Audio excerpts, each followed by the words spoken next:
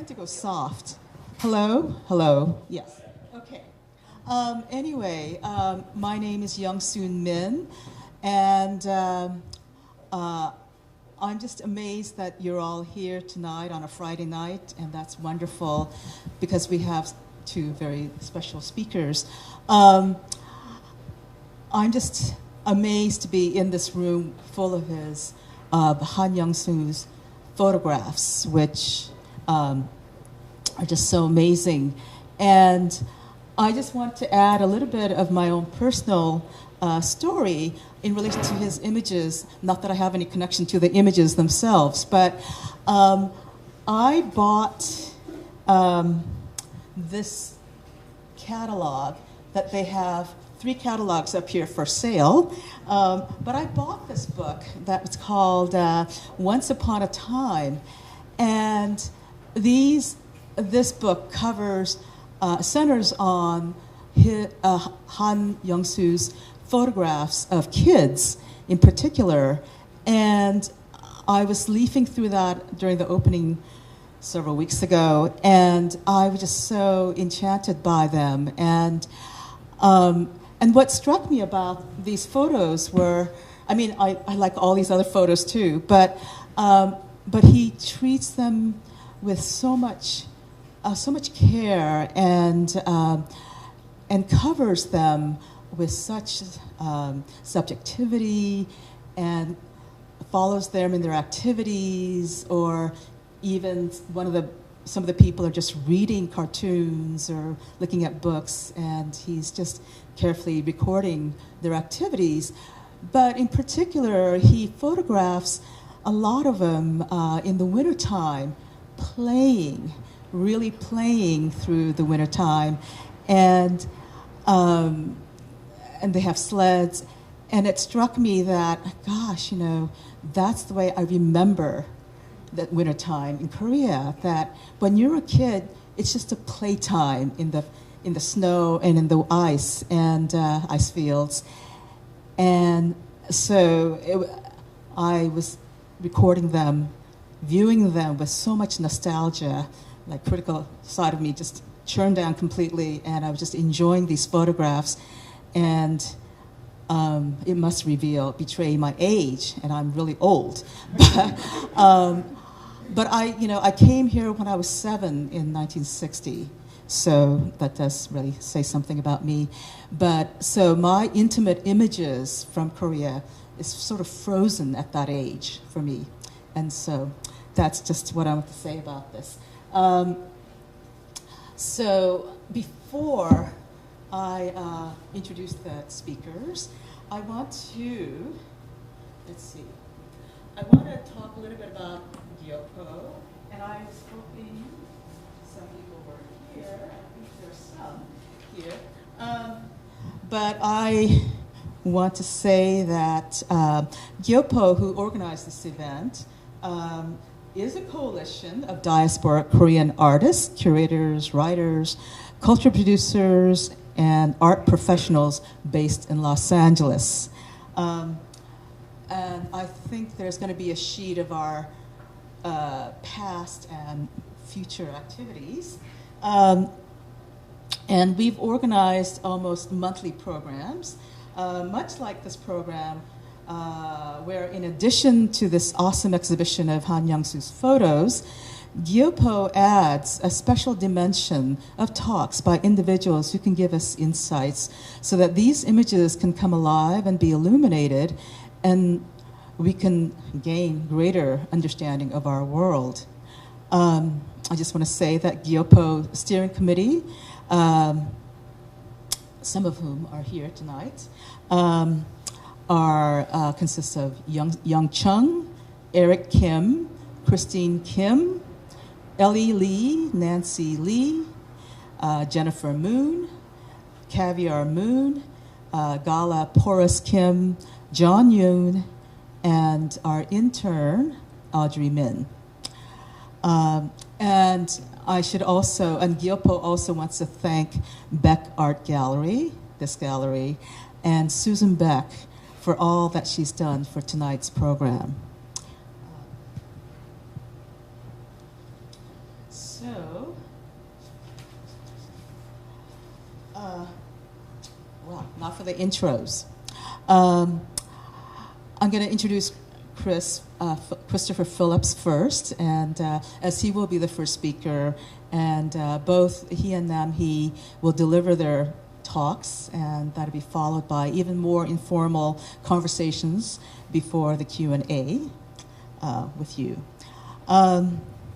Christopher Phillips is an independent curator and critic.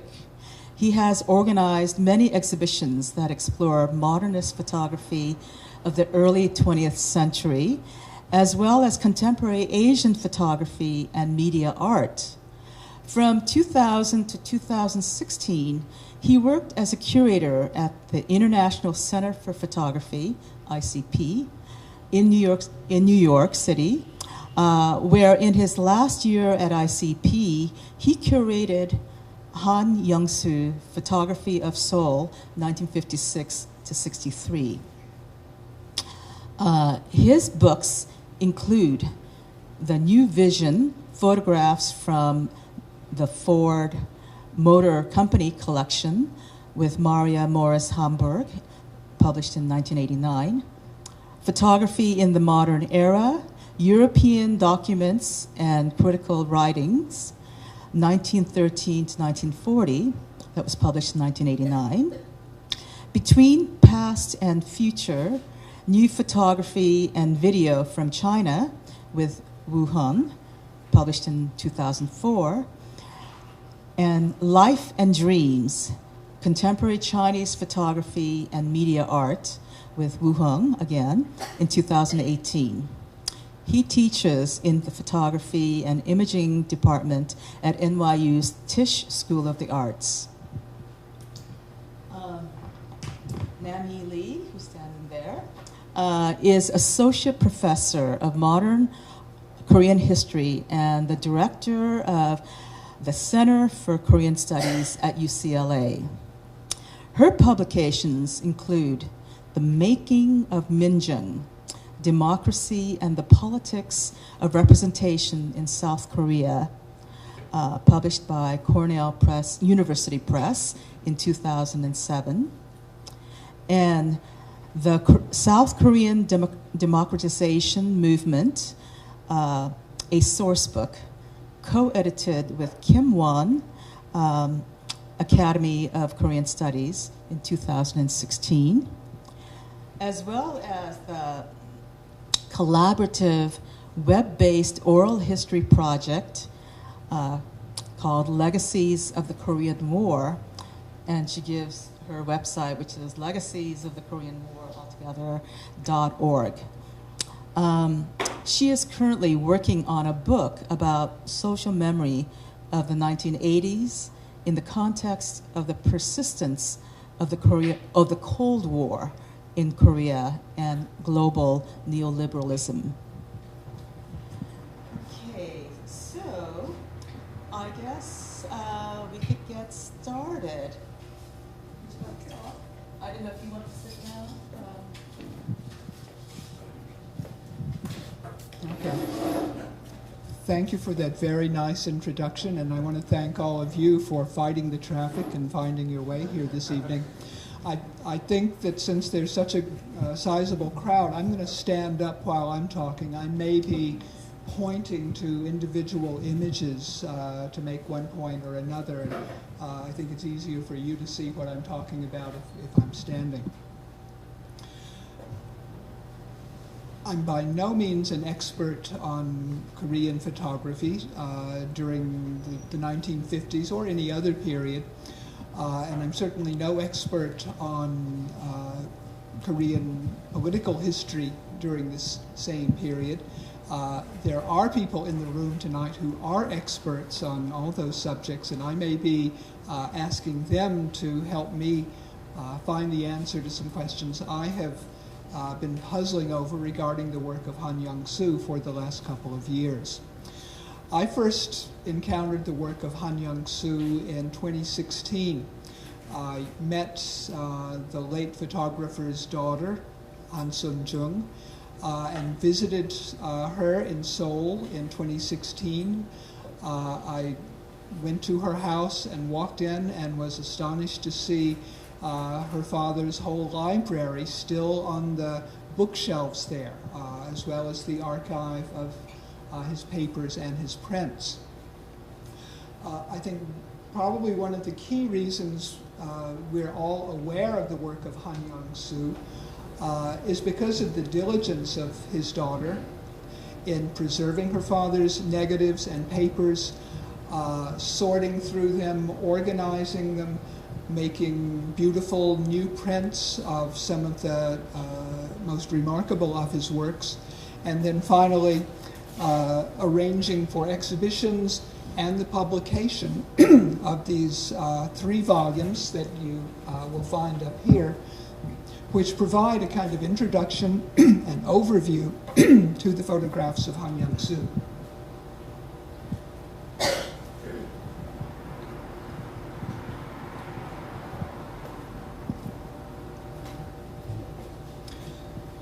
I was astonished when I first saw a sizable number of Han Youngsoo's works in 2016, because I'm very familiar with the post-World War II humanist-style photography that was a key current among image makers for about 10 years after the conclusion of World War II in 1945. I'm thinking about the photographs of people like Henri Cartier-Bresson and Marc Ribot, Shem, and many others. ICP's collection is rich in the works of those photographers from that post-war decade. The first time I saw Han Youngsoo's work made in the years following the end of the Korean War in 1953, my first reaction was, this fellow is the long-lost Korean cousin of those celebrated European photographers whose work we at ICP knew so well. I thought it made absolute sense to begin to work on a show that would introduce his work to American audiences, and did so, and it had a very strong reception in New York and nationally last year in 2017. I've continued to be very interested in Han Youngsoo's work. I don't speak or read Korean, so that has slowed my acquisition of information down somewhat. And again, I'm happy to be here this evening because I've already met a number of people who have answered some of my questions about Han Youngsoo. Many of you, I think, are probably aware that right now, and probably for the last decade, there has been in Korea, among young photography historians and art historians, a growing interest in what was a broad and wide-ranging Korean realist movement in photography in the years following the end of the Korean War. Han Youngsoo's biography placed him at the beginning of that realist photography movement, and I think the more research that's being done on him, he is emerging as a key figure in that post-war realist style photography. I'll briefly give you just a couple points of information about Han Youngsoo's biography. He was born in 1933 in Gaesung, which is in present-day North Korea. He apparently came from a prosperous family. As a young man, he took painting lessons. He was able to practice photography as a hobby. In 1950, when the Korean War began, he was in his late teens. He was immediately caught up in the war, and as a frontline soldier in the South Korean military, he took part in bitter fighting along the 38th parallel. At the conclusion of the war in 1953, he settled in Seoul, which was then a city that consisted largely of rubble. It had changed hands militarily 4 times during the course of the conflict. The population had shrunk to about 1.5 million. If you read accounts of that of the post-war years, they all say that it was a very tough and dangerous time where shanty towns sprang up throughout Seoul because there was just not enough housing for the people who needed shelter. There were no jobs. It was really hand-to-mouth living, and that continued longer than anyone thought it would.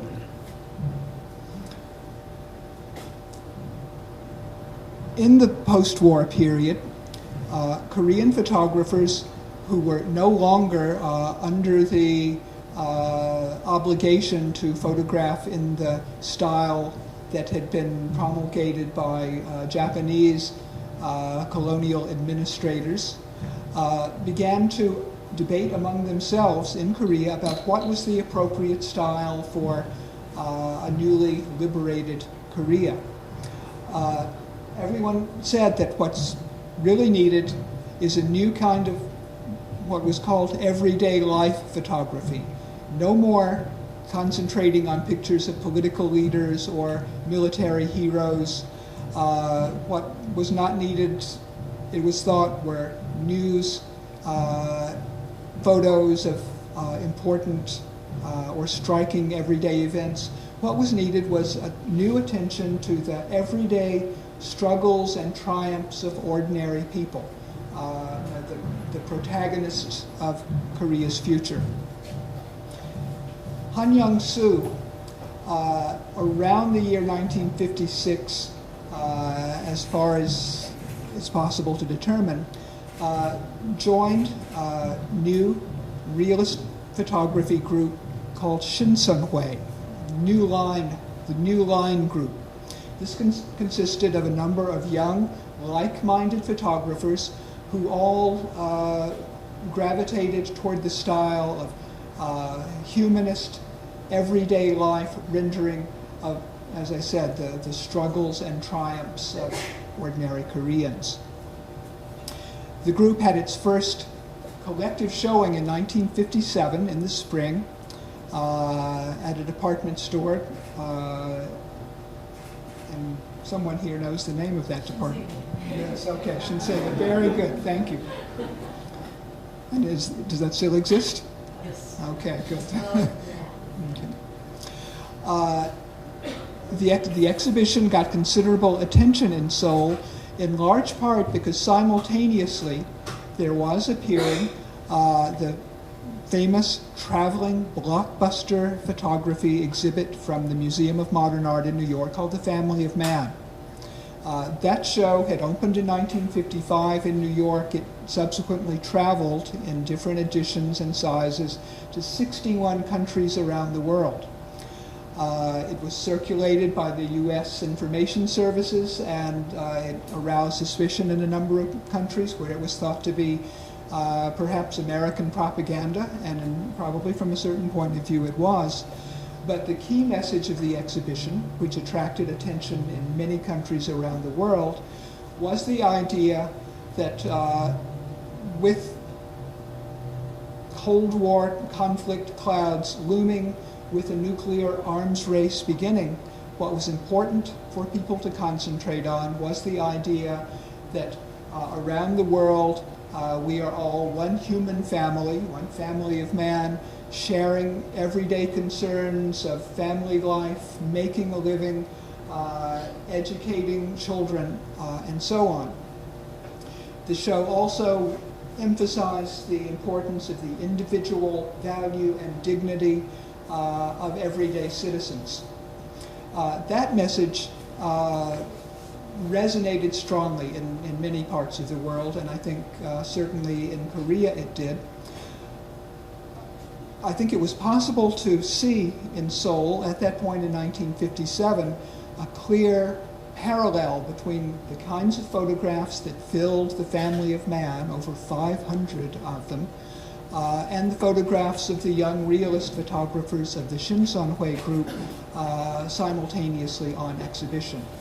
I do know that the appearance of The Family of Man in Seoul convinced a number of young Korean photographers that here's the direction that we should all be going in currently and in the immediate future. Han Youngsoo actively photographed in Seoul up through the early 1960s. It's still unclear to me how he was supporting himself, or if he was really supporting himself with these photographs. He may have had other sources of income. He may have been doing other business occupations. But I have noticed that in 1956, 1957, and 1958, he seems to have been photographing throughout the city of Seoul, recording the emergence of a street economy while buildings were still being reconstructed. He was photographing the rebuilding and modernization of Seoul.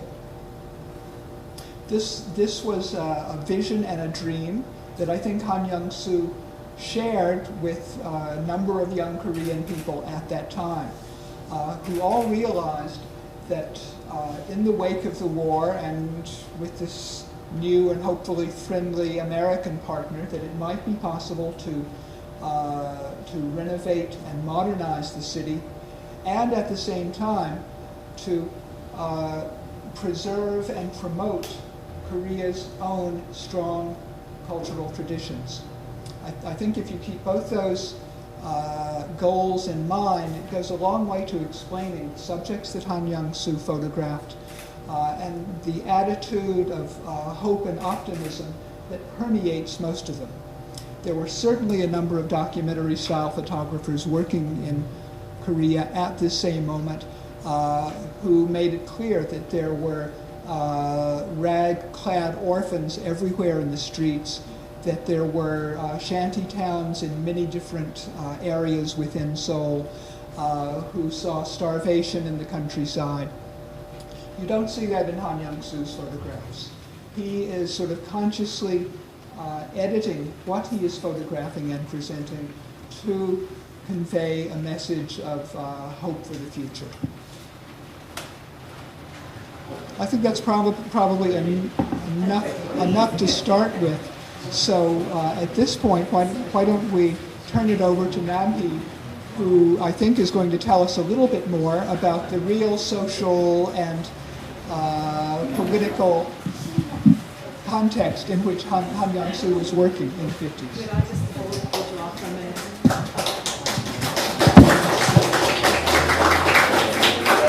One really nice seat up here. If somebody wants to come up, there's a good seat going to waste. So somebody sit down.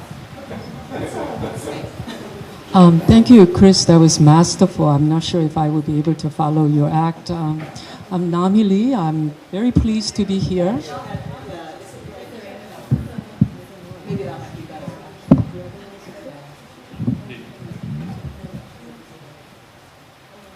So I guess I see my role as amplifying, expanding some of the points that Chris has already made. I actually decided that I would not talk about the larger socio-political situation. It's just too much. And I also assume that with this audience, that you do have pretty good socio-economic, political background of Korea of the 1950s and 60s.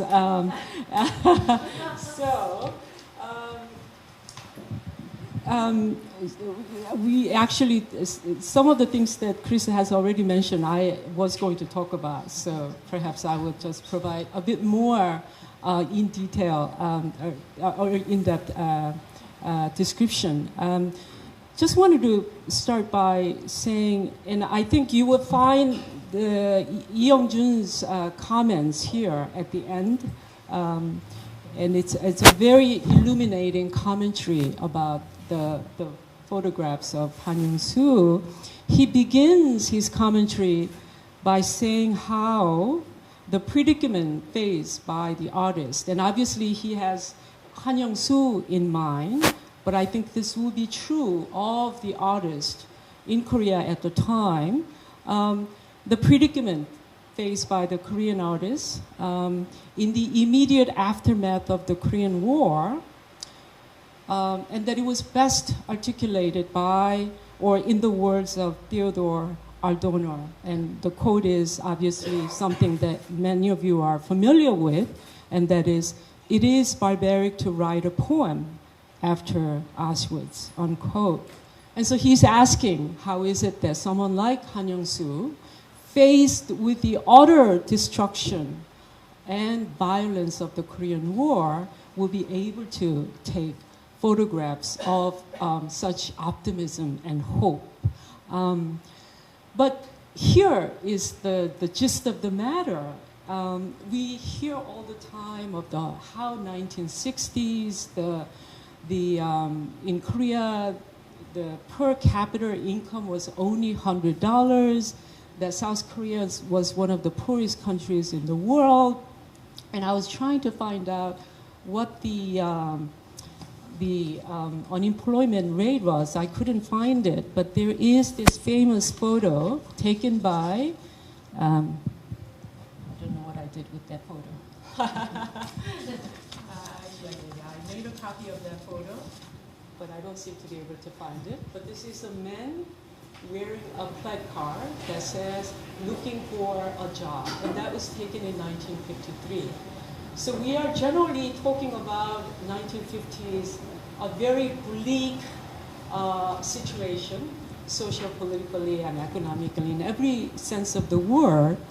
And yet, despite that general understanding of the 1950s, there seems to be there was more of a vibrant, creative activities going on culturally than we generally give credit for.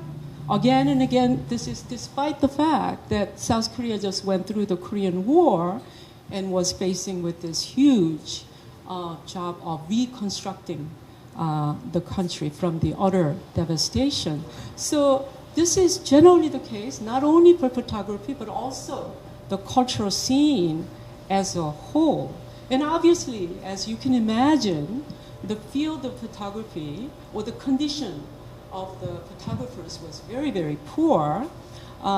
If you just look at the frequency and the quality of the exhibitions, the number of professional photographers, obviously, all of this was not at all comparable to what we have in South Korea today. And yet, despite the trying circumstances that Korea was in, you can see that there was a passion, there was a variety of experimentations, approaches to photography, and passionate debates taking place about the role of photography and so many other questions in the 1950s.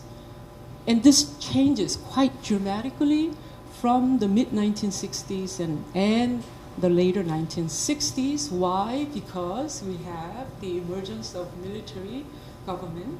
And those of you who need to take a crash course, there was a military coup in 1961 led by Park Chung-hee, who decided to change, take off his uniform and don civilian clothes to run for presidential election in 1963 and won. So from that moment on, you do have a civilian government that lasted until Park Chung-hee was assassinated in 1979. And so you not only have the military government focused on its industrialization, economic development, at the expense of everything else. So there's obviously a lot of limits placed on the pursuit of cultural life in Korea, including what one can photograph. And so one of the concrete results of this is that various organizations and associations of the photographers were organized into Photo Artists Society of Korea, 한국 사진작가협회, which was subsumed under the Federation of Artistic and Cultural Organization of Korea, Yechong in Korean, which is a government-sponsored organization. And from this moment on, according to Park Ju-seok, who also happens to be a photographer and critic, that there is this sort of a trend toward standardization, which was enforced in part by institutionalization of photo contests. And as you can imagine, the last stage, especially of the colonial period, was indeed very dark for all Koreans, obviously, but especially for photography. There were limits placed on what one could photograph, and obviously much of the equipment was not available. And all of the cameras and photographic equipments were produced in or bought from Japan. And obviously, as the war intensifies, you are not able to get this kind of equipment. So that if you see the photographs that survive to this day, there's very little, almost none, from the early 1940s. And this situation does not change until the US military government from 1945 to 1948. So the South Koreans called the period between 1945 and 1948, the end of the US military government, as the liberation period. And so this liberation period gave a momentum to many of the photographers to try their creative energy. And there were mushrooming of all different organizations, associations. And while some of the photographers would continue with their practice of engaging in aesthetic exploration, and I think in both Japan and China this was called art photography or salon photography, as opposed to realism or photorealism. There are also, however, few photographers who did not necessarily identify themselves with either camp and pursue their own artistic vision and created their own sort of autonomous photographic world. And these expressions were not necessarily recognized at the time or appreciated or understood. And so it's not until the 1990s or so that you begin to have the Korean society sort of reassessing the photographers of this period.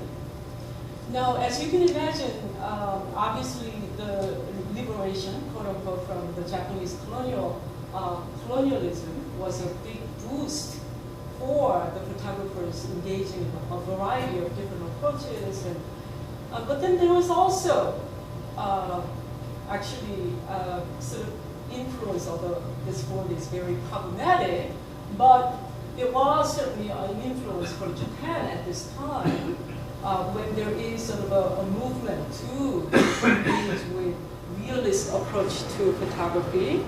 So the concept of photorealism came from the Japanese socialists before the end of World War II, and the concepts of the experience of the Japanese photographers during the end of the World War II, and obviously the idea of socialist realism became the source of the South Korean version of what Chris talked about as the real life, everyday life realism. In Korean, it's called 생활주의 realism. And after the war was over, obviously in Japan, many of these photographers were trying to revive their idea and practice of this, the photorealism. And of course, the other source is the socialist realism that many of you know very well. But then the most immediate and the most important source of the rise of realism is obviously the turbulent period of 1950s, and especially the suffering of the ordinary Korean people and the violence during the Korean War. Han Youngsoo actually volunteered to join the military, and so did many of the photographers during this time. So in a way, this was the most, in a way, a turbulent period for Koreans, but at the same time for photographers, this was a new opportunity.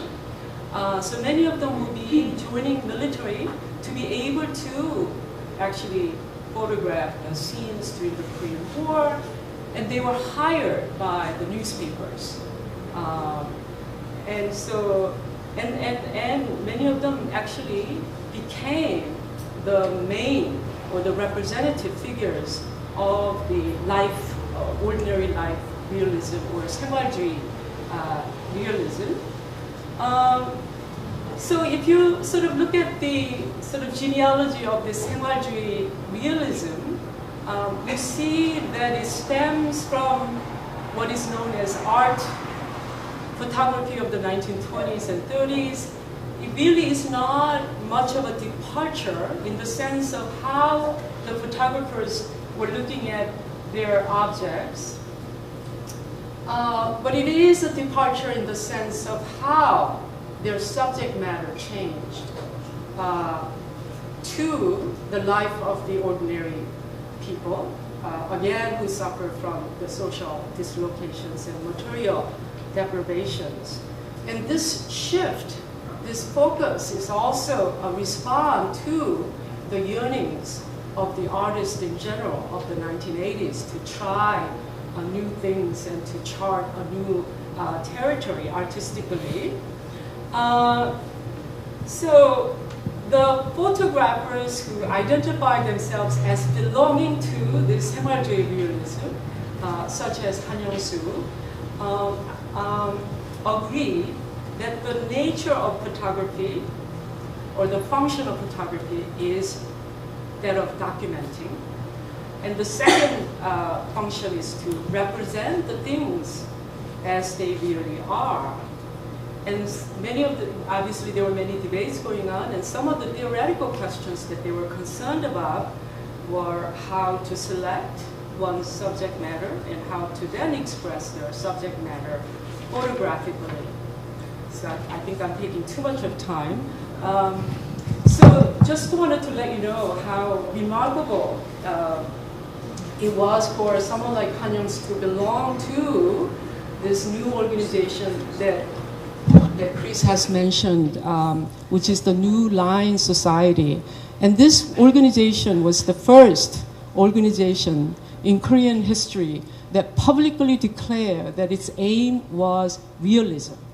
And that they do have a first exhibition, actually, while the exhibition that you mentioned, which is what? The Family of Men, was taking place from April 3rd to April 28th of 1957.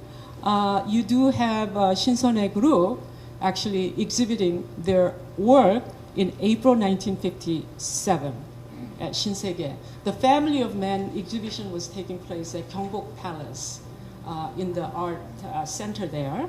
And so some of the critics would argue that because of the predominance of American influence in South Korean society at the time, politically, culturally, economically, in every aspect, that in some ways, this exhibition gave the intellectual and cultural sort of legitimation to the realism that was pursued by many of the photographers in South Korea. So that would be both sort of criticism, or anyway. So and so in some ways, you do see the trend of realism from that point on that becomes sort of a dominant. And according to Park Ji-seok, again, that very few would be able to, in a way, reject or defy that sort of mainstream. In a way, realism becomes mainstream from this moment on in South Korean photography. So I don't think I would be able to do justice in making any comments about these photographies. One thing I would like to say is, as a historian, I realized looking at these photographs how limited my vision was, how limited my understanding of the 1950s was. It just gave me a complete sort of new world. I don't think you have the photos of some of the clothing shops, boutique shops that he took photo of. And it's a very, very different world from the kind of world that I only knew from looking at the archival sources. So it just opens up a new horizon actually, for me as a historian. So I'll end here.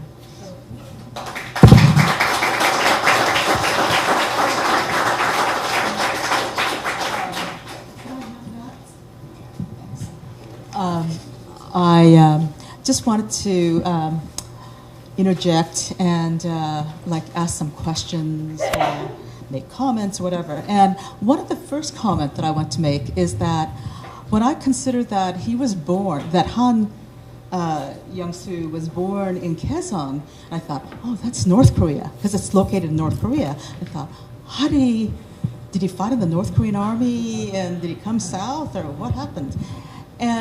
But then when you consider that when we entered the war in 1950, the 38th parallel still places Kaesong south of the parallel. So he was in the South Korean army. And then during the war, in 53, from 52 on, and they were doing trench warfare, that they were fighting for every little inch that they could get, both sides. And so that curved line placed Kaesong north. So that's the way I understood it. And I thought, oh, that's interesting. But I just wanted to ask you a question, first of all. And I think that, a lot of people associates the post-war era as just being the Korea, that Seoul or much of South Korea was devastated and impoverished and just a war-torn country. But actually, I think we both fleshed out how there was so much activity among artists themselves, and even before the war, during the colonial period, and carries on afterwards too.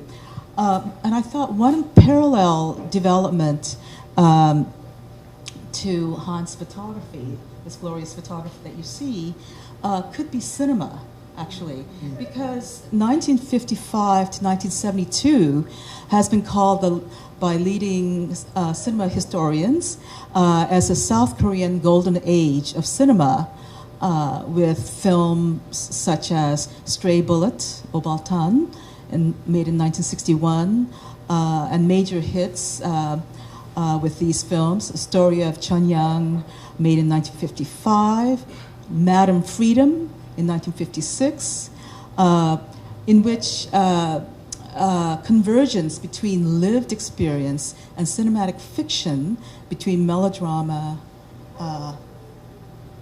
mixing with history.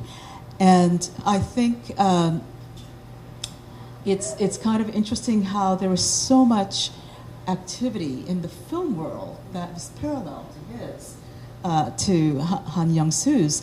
And he's been called ethnographic photographer, as he photographed everyday life with scenes that might be past or would be considered banal by a lot of other people, but he captured a Korean cultural database, actually, and you've been interested in photography of everyday life, and I just wanted to just go back into the kind of more the aesthetics of his photography, and how you would distinguish Han Youngsoo's photography as being different from the generic journalistic photography, for instance.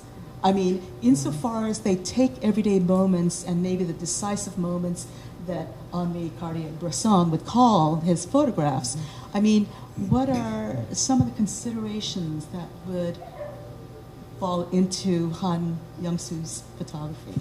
Yeah. Well, we could talk for 3 days about that, but I'll try out a couple of ideas, and I'm sure that people in the audience will also be able to help with this somewhat.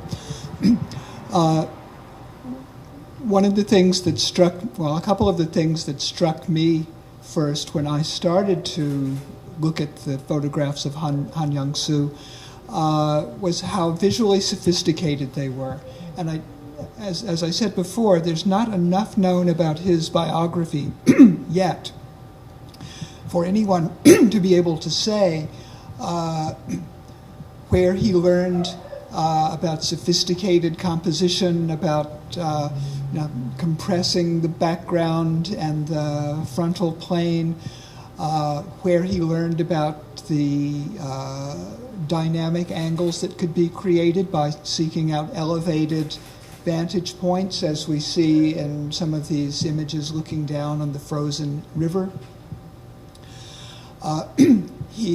It's not so clear in this particular selection, but in the wider body of his photographs, he is an extraordinarily empathetic street portraitist. He seems to have been an outgoing and engaging personality who had no trouble convincing whoever he encountered at a sidewalk stall to stop and talk to him and pose for a portrait.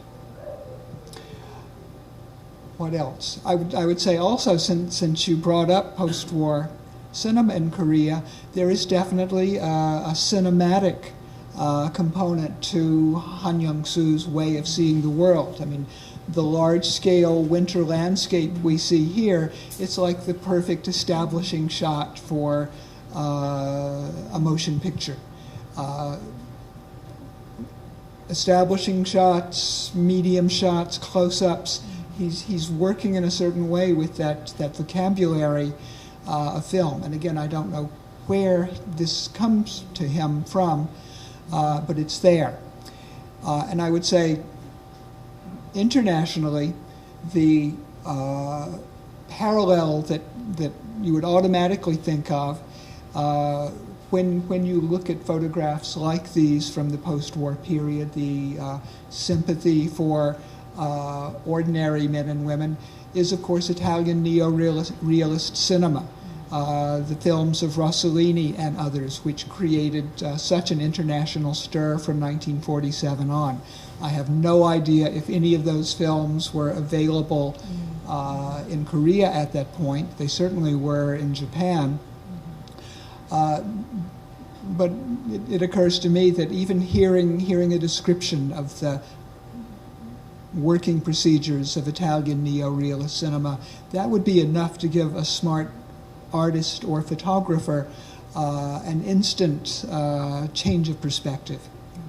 I mean, he had such a sophisticated visual literacy, and I can imagine that he was already interested in art, and that he, like during the colonial period, just gotten a lot of influences through the Japanese of European photography. And I would imagine he already knew about Henri Bresson, Cartier-Bresson. I don't know, but that remains to be established. I really don't know. Yeah. And this one goes to you, Namhee. I know that you didn't want to deal with social political stuff, but I want to place you back in your historian's hat. This is a quote: "History has failed us, but no matter." This is the first line of much acclaimed novel called Pachinko. I don't know if so many of you have heard of it, right? An epic novel that traces 4 generations of Koreans who live in Japan by Min Jin Lee. And the first line of her novel is, "History has failed us, but no matter." So she says that history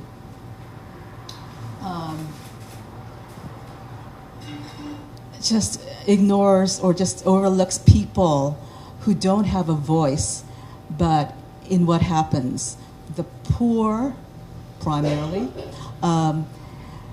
And in Korea, history has definitely failed them. You have the colonial period and the Korean War.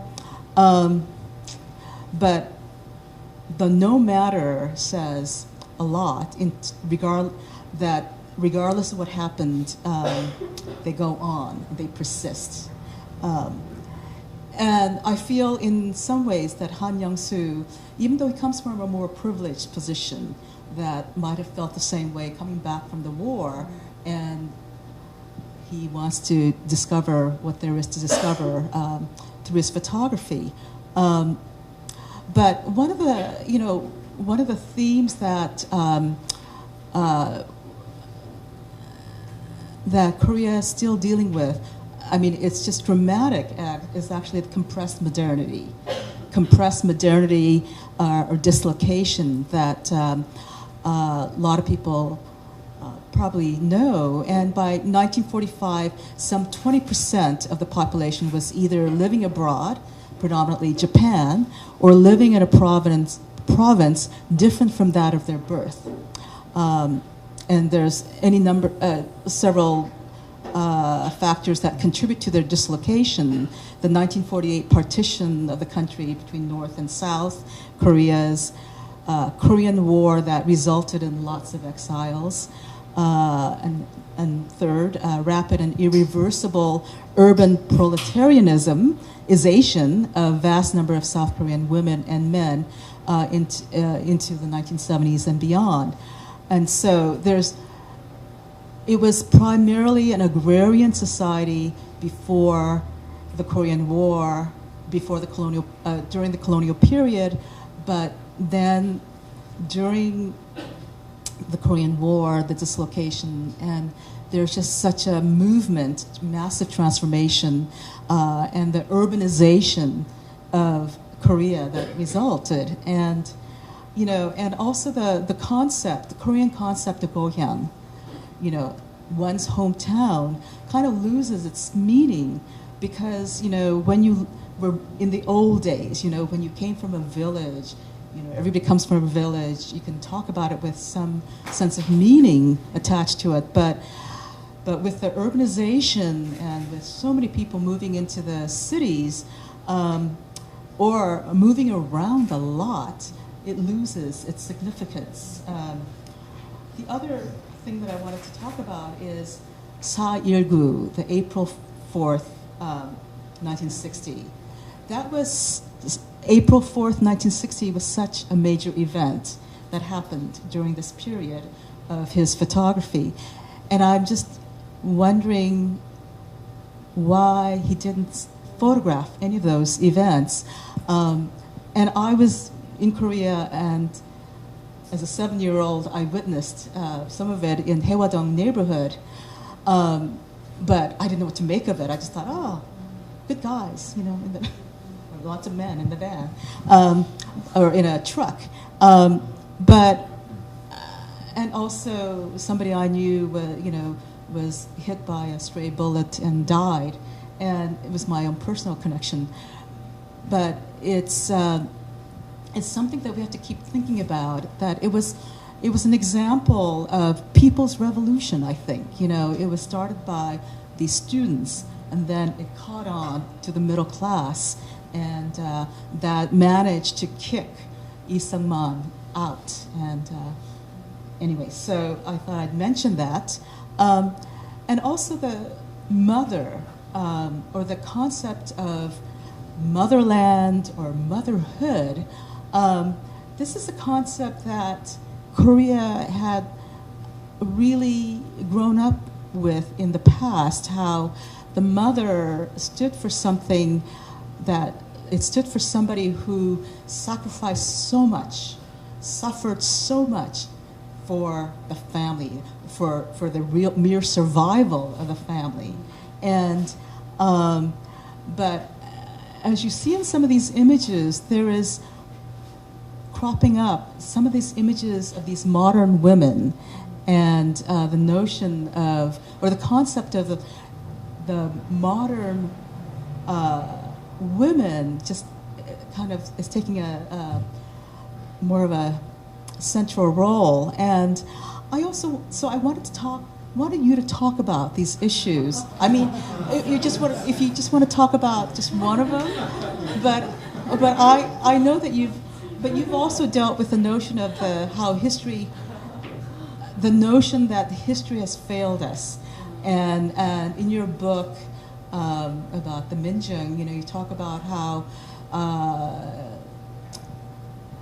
during the Gwangju uprising and massacre, that there were these people who were creating kind of counter movements or counter spaces and so on, and so they're making history.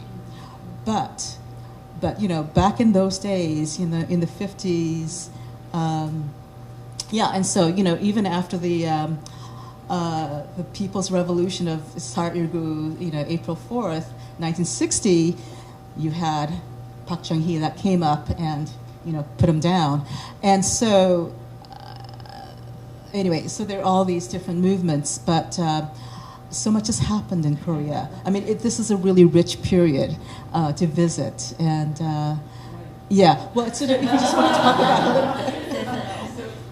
I was thinking perhaps we can open up to the question and answer session. And Okay, sure. Or if you want to respond to. I think at this point we should. Okay. There are so many great specialists and people who met Han Youngsoo during his lifetime here. We should really open this up and make this a collective activity. Okay, great. And we have.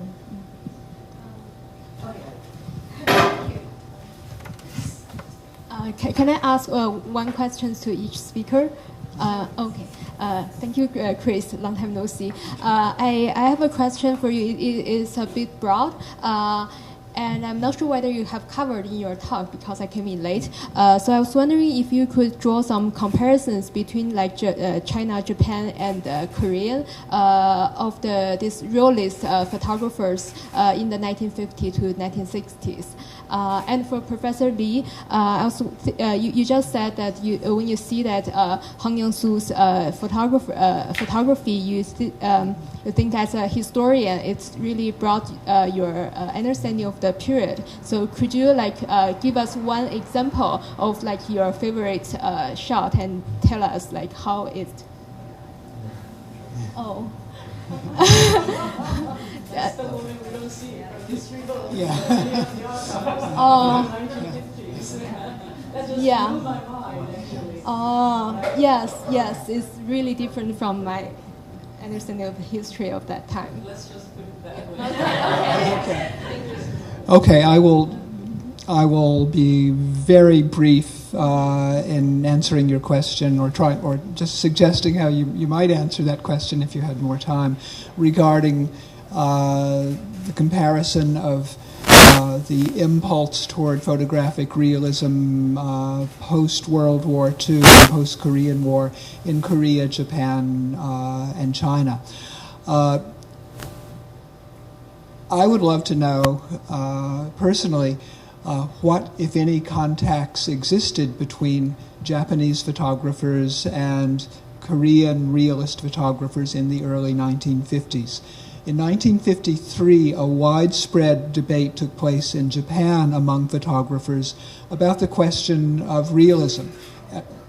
Specifically, what kind of realism is appropriate for Japan in the post-war period.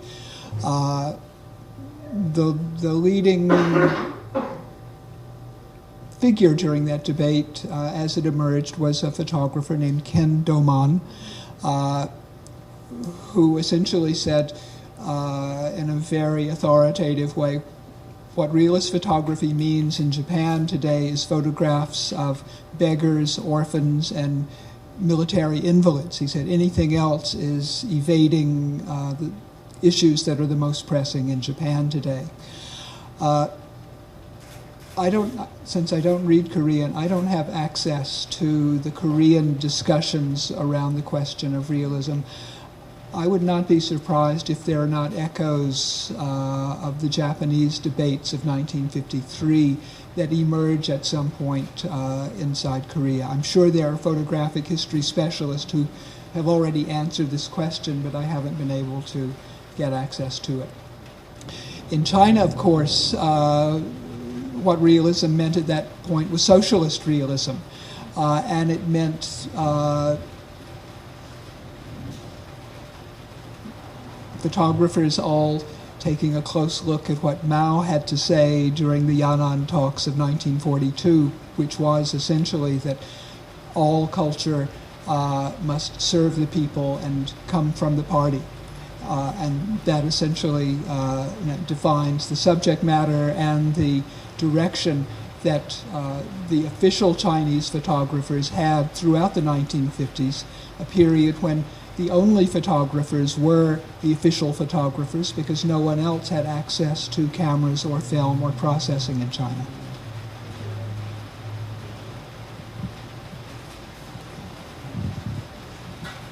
I'll just shout louder. You can hear me, I think.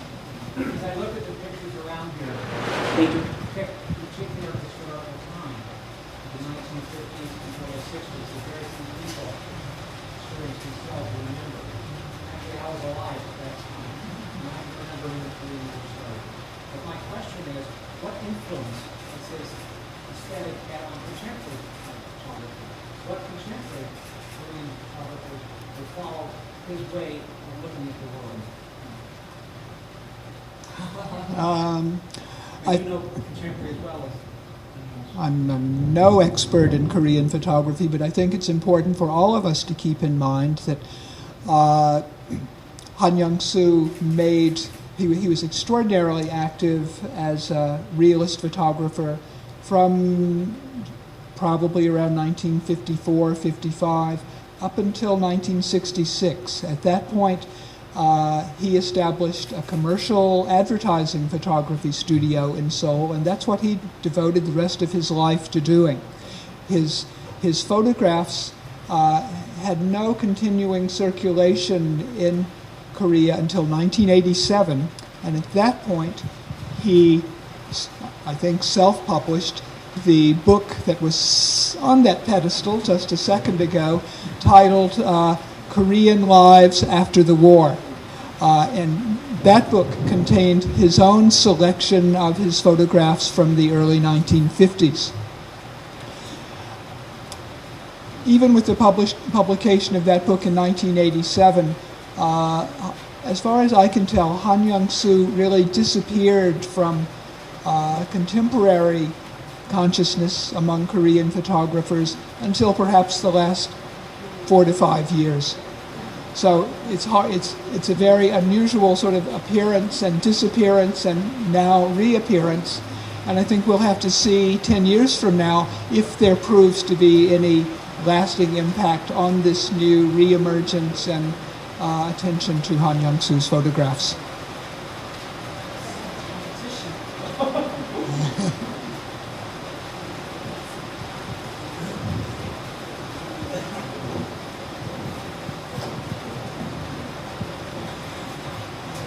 Hi everyone, my name is Han Youngsoo. 47 years career broadcast Korea and the United States. About 40 years ago, I met Mr. Han Youngsoo. It's 1977 or 70. I'm not clear. It's one of them. I got on my invite Mr. Han, my show, to talk about the 20 minutes. I don't know about him. But one day, one of my producer talked to me, hey, I have some unique person in there. He's a photographer. How about your show? You invite to your show. So, photograph. So, but he showed me the several photographs. But you know that this kind of picture. So I almost cried because my elementary school's picture reminds me of that the severe years of 1950s, early 1960s. So, but that time I have to report to, when I get invite the guest, I have to report to my superior. But it's a lot of beautiful picture. It's a bright side. It's not a bright side picture. So my superior doesn't like that.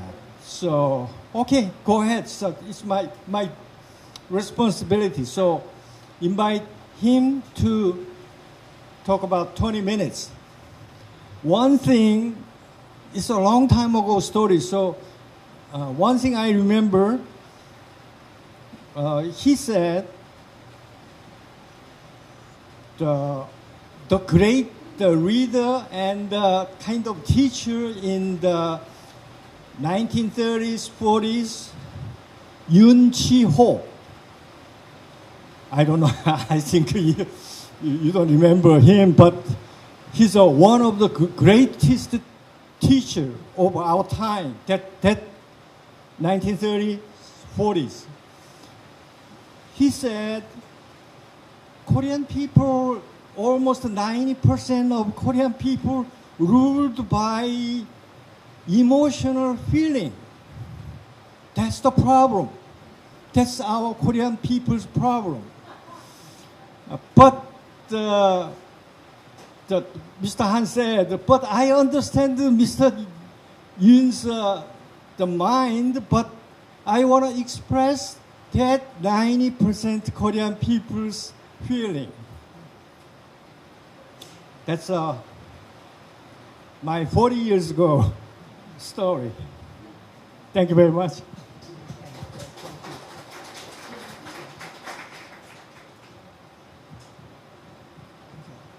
Question?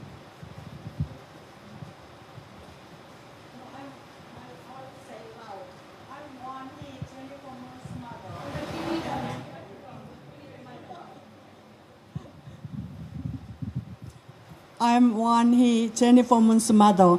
I'm not able to engage in artistic discussion, but I would like to express Mr. Phillips and Ms. Lee that showing their interest in Han Youngsoo. I never heard the name before, and brought his work outside of Korea to us and to world.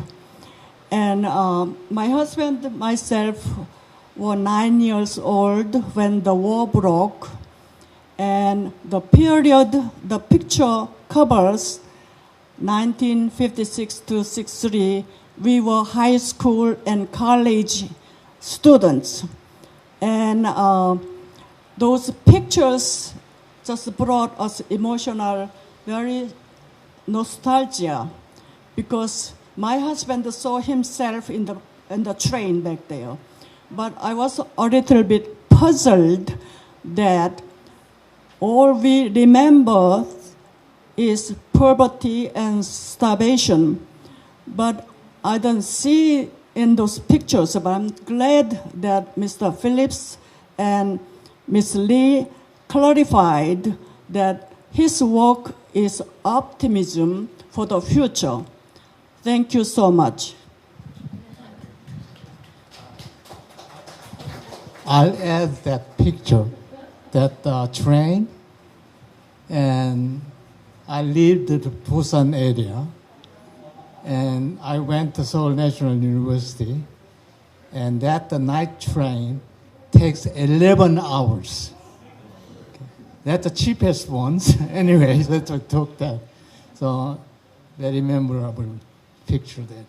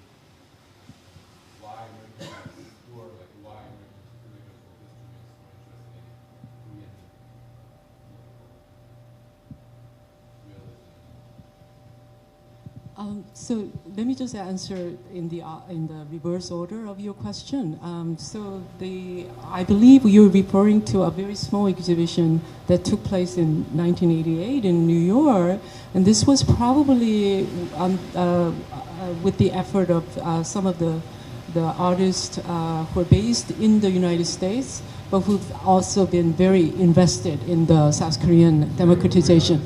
Some of the Korean, I believe it was a Korean artist who started the effort to bring some of the work to the United States. So I wouldn't characterize the exhibition as an American effort per se. I'm not sure. Actually, there is a very brief article that was written by one of my colleagues, and I'll look into it later to see exactly what took place. But I believe the size of the event would not necessarily warrant this as again American interest per se. The second. That was a really big exhibition. Oh, was Art it? Space is a big space. Oh, okay. So I'm getting confused with something else. And the second question, as I was looking at these photos, I realized that these photos anticipate the Minjung movement of the 1980s, which really took off from the 1980s, right? Although none of the Minjung artists would claim any sort of allegiance to the kind of 생활주의 realism. As Chris has already mentioned, Han Youngsoo by 1970s is a forgotten figure, and he is sort of rediscovered in the last few years, I think mainly through the efforts of his daughter. Right, so I certainly didn't know any of this, and I don't think Minjung artists themselves were aware of the existence of this photos and the photographer. But I think the connection that I see might be what the socialist realism would talk about as precisely that optimism, right? The socialist realism does not necessarily represent the reality as it is. It's supposed to represent what it's supposed to be, what the reality is supposed to be. And so in that sense, in some way, I don't want to reduce the artistic merit of these photographs to merely the socialist realism, not at all, but I think there is that connection between Minjung art and these photographs in the sense of imbuing with the hope and positivity and hopefulness, right? I think in that sense there is connection. But unfortunately, I don't think that Minjung artists were necessarily aware of this legacy, right? It's something that was lost to the later generation, unfortunately. All the photographs, I'm sure they are. I just don't know exactly where they will be stored. But there are many, many different kinds of organizations, and the organization, the 사진작가 협회 that I mentioned, should have archives.